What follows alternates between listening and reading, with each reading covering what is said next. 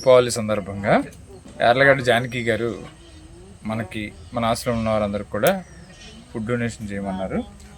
ఇలాంటి కార్యక్రమాలు గతంలో కూడా మనకి ఆశ్రమంలో చేశారు.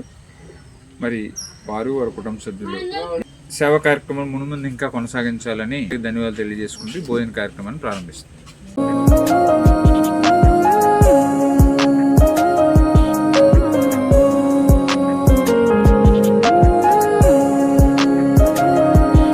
యార్లగడ్డ గారు ఈరోజు దీపావళి పండుగ శుభ సందర్భంగా లక్ష్మీదేవి ఆశీస్సులతో ఐక్యం ఫౌండేషన్ వారి ఆధ్వర్యంలో ఈరోజు అనగాం చేయడం జరుగుతుంది. సుఖీ బాబా జానకి యార్లగడ్డ గారికి వారి కుటుంబ సభ్యులందరికీ దీర్ఘాయుష్మాన్ భవ.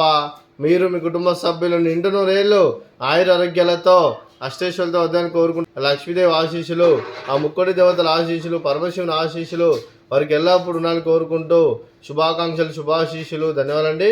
అలాగే ఈరోజు జానకి యార్లగడ్డ గారు మీరు మీ కుటుంబ సభ్యులు అన్నదానం చేస్తున్నారు. మేము అన్నదానం స్వీకరిస్తున్నాం. దాత సుఖీ భవ.